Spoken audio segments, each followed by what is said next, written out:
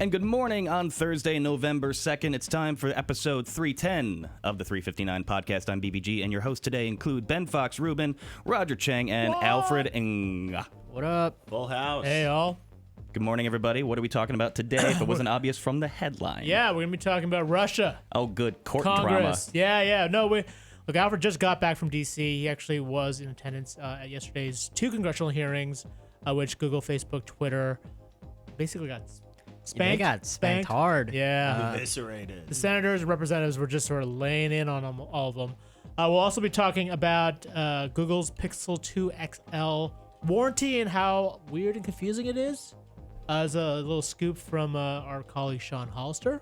And lastly, we'll talk about smart dining. It's part of a new package we're putting together called Dining Redefined. Our very own Katie Collins has got sort of the first three stories in this package, looking at the role of tech and how it's changing the way we're eating. So without further ado, if you have any questions, leave them in the comment section. Brian will pick out the best, and we'll get to them in 3 minutes and 59 seconds. At the Q&A session after we record the podcast, starting in 3, 2...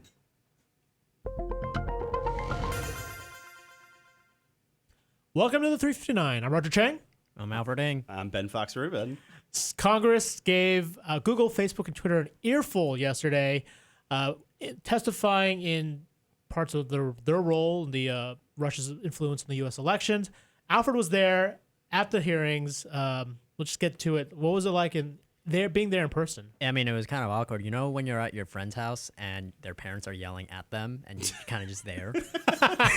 That's a lot of what it was. But this was that for like 5 hours. Yeah, but this was a lot more tense. Obviously, it's a national security issue. Yep. A lot of it was, because they have closed hearings beforehand and, the public doesn't know about them. So a lot of this was them kind of letting the public know, here's what we know. Right. And here's what we want the companies to talk about what they know. And it seems that, they know that Facebook, Google, and Twitter are completely unprepared for this. They know that they had known about it for years. As early as 2015, they had picked up, Russian activity and propaganda on their respective platforms. Right. And they just hadn't done anything about it. Yeah, the issue of rubles. They kept talking about rubles. Why Yeah. are you taking political ads, taking rubles for political ads? Mm-hmm.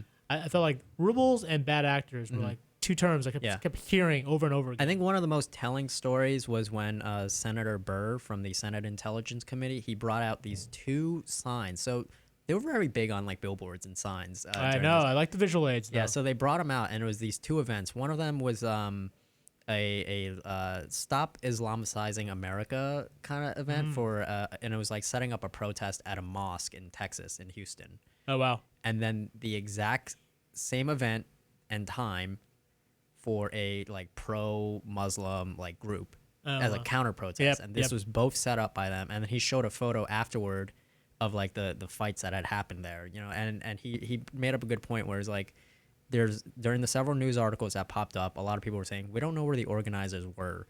And he said, it's hard to be there in Houston, Texas when you're trolling from St. Petersburg, Russia. Right. No, that's a great point. And ultimately, it actually goes beyond sort of the influence of the presidential election. Bottom line, like, ultimately, it was about getting Americans to fight more of the Americans, right? When Facebook talked about the $100,000 that was spent on their ads, only 46% of that was before the election. So the majority of it is still being spent after. And they're still effective. Yeah. Right? All right. So next up, we've got to talk about Google's Pixel 2 XL burn-in issues. Now, Google has extended its warranty for the phone up to 2 years.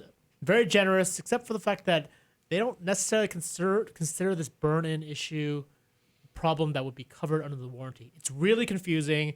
They sort of reassured people, if you've got concerns about this, call our customer service. We'll deal with it. It's going to be a case-by-case basis. Right, basically. but they've also kind of argued that this burn-in issue that affects the bottom of the screen isn't covered in the warranty because it's not considered a defect. Well, So what do they consider it then? if I'm to understand this correctly, they're claiming that the burn-in is endemic to OLED screens. Yes. And it's not directly related to specific Pixel 2 XLs. Except burn-in usually happens after extensive use, so it's a little weird. It's a little. If you do have this problem, I would probably recommend call and complain to Google. They'll probably honor it. At least I would hope so. Well, we can all hope. Lastly, we want to talk about Smart dining. We're talking about dining redefined. It is a first story. Katie Collins has a first story in a series that we're putting out today, looking at the role of tech and influencing how you eat. She had a couple of interesting. She looked at a couple of restaurants. One that actually took your DNA data and customized your meal based on it, based on sort of the nutritional value. For instance, she needs less carbs. She needs more fish, more omega-3. So go figure. Check out this package. We'll have we'll have 3 stories coming out the next 3 days. It's going to be an ongoing series though at CNET. So for more on that, check us out on CNET. I'm Roger Cheng. I'm Alfred Ng. I'm Ben Fox Rubin. Thanks for listening.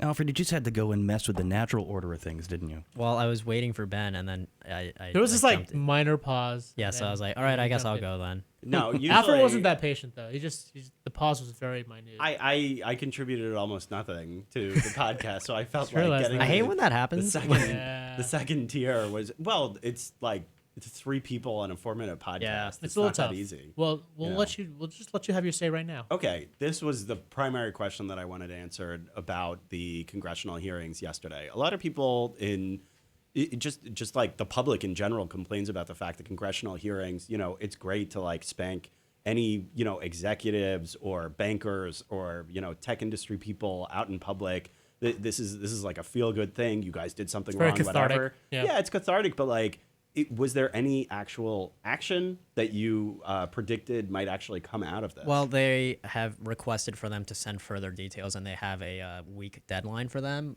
Just about, I think the money flow this time with like the ads. One of the major questions that they weren't able to ask was comparing the ratio of Russian ads versus like actual ads, like how much money they took from like ads in general compared to like just how I much have to Russian. imagine it's pretty small, right? Yeah, it's a very small amount. Even when they compared the Russian ads during the election compared to the amount of money that the Trump and Clinton campaign had spent, like that was like a revealing like piece of It was information. like 81 It was million. $81 million from the Between Trump and the Clinton two of them. campaign. Yep. Yeah. And that wasn't out there before, so they were kind of looking for details like that. But I think this also draws back to the point about how unprepared they were. For several of the questions that would have really helped out a lot with details, a lot of the answers we don't know, or we'll Right. have to look into that.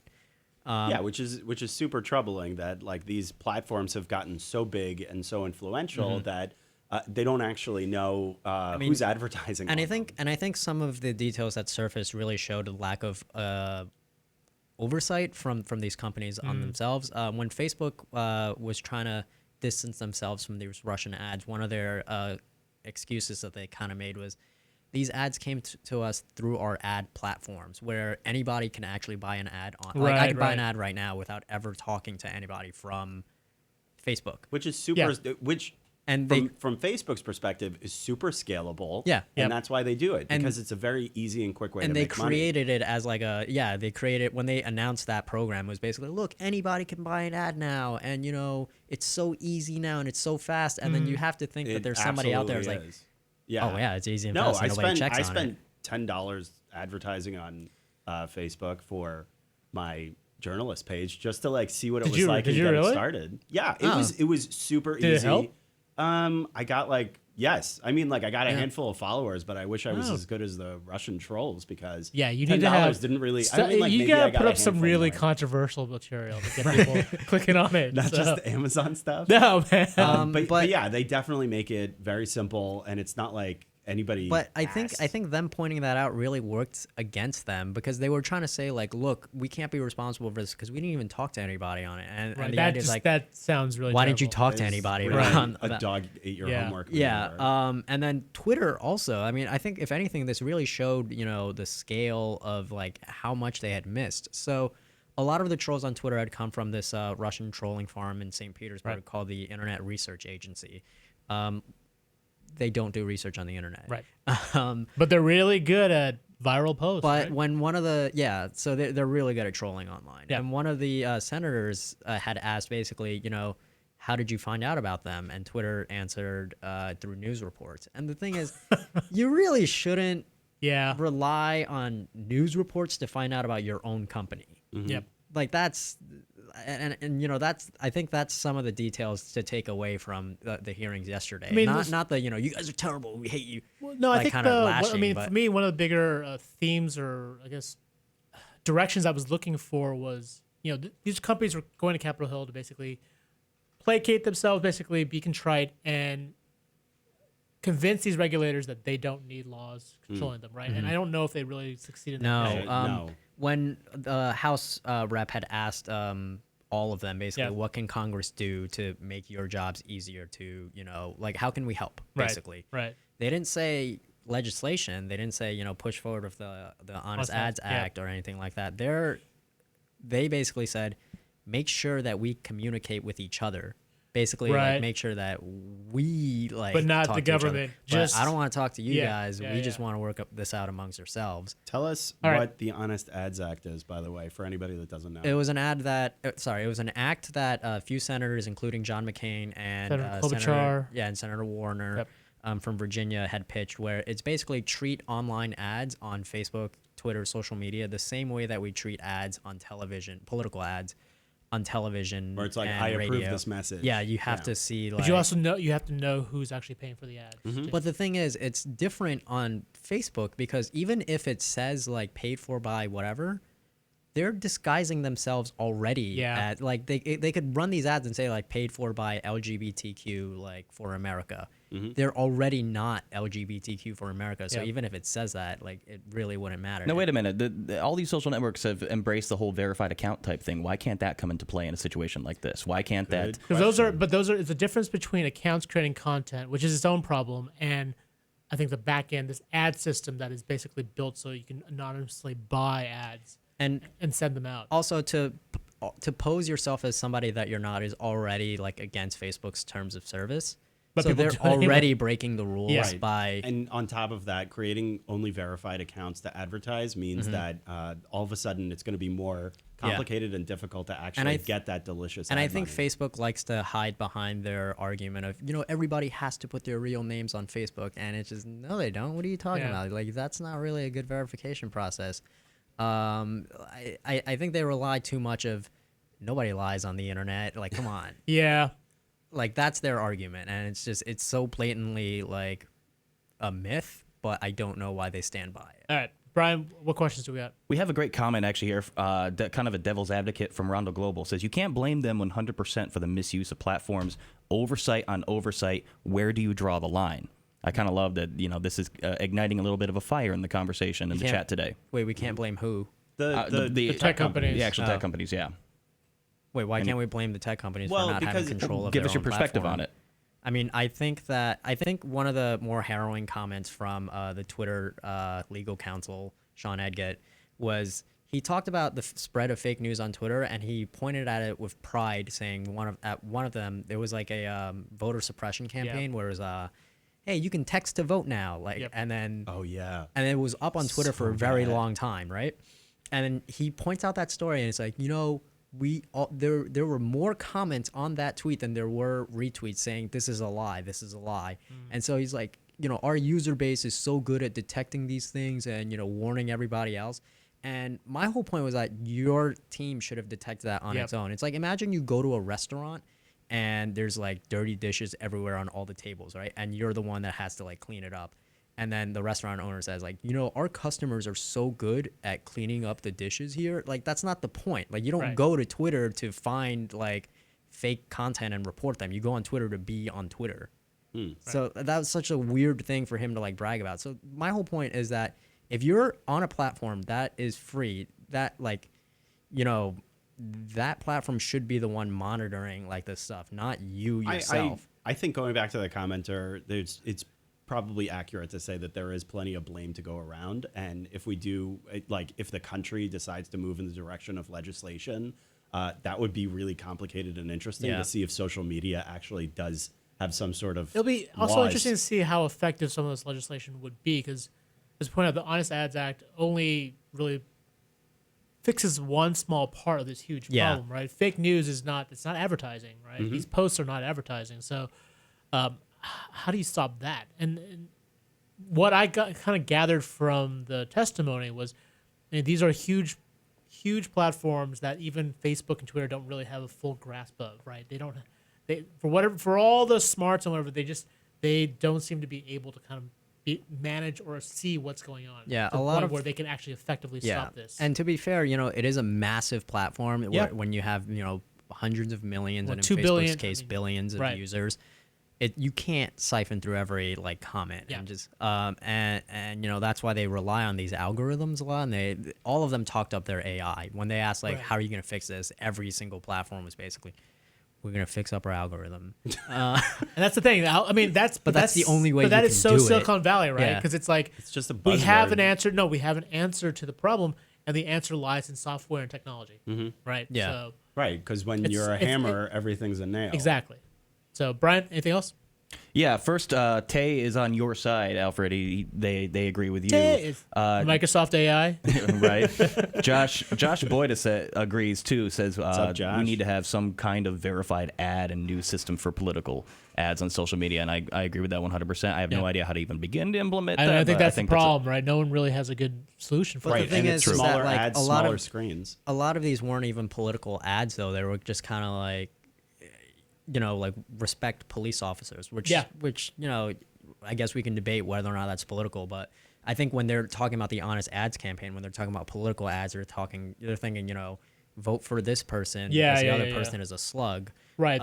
Those calls for like gatherings for Yeah. Black Lives Matter, whatever, those aren't ads. Yeah, those like are just the two pages and examples that posts. Senator Burr brought up, Yeah. those were just events. Yeah, Those exactly. were events on Facebook, Yeah. which you can't even pay to promote those. Exactly. So, it goes a lot deeper than just like paying for sponsored like posts. Well, it's also worth mentioning that it's good that we're talking about all this now. I mean, like 2018, the midterms are going to be around the corner at some Right. point, and They're gonna be next year. they're going to be next election year. day. And the expectation that this is going to go away anytime soon is, very wishful thinking. If anything, it's going to turn into a cat and mouse game where both sides are going to get better at their jobs, but it's not going to go away.